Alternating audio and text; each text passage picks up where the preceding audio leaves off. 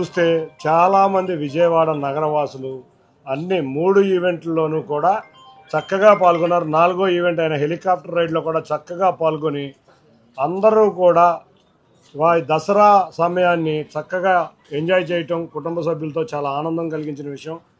విజయవాడ నగరవాసులు ఎప్పుడూ కూడా ఇటువంటి కార్యక్రమాలకి చాలా వైబ్రెంట్గా ఉంటారు, వైబ్రెంట్గా వస్తారు.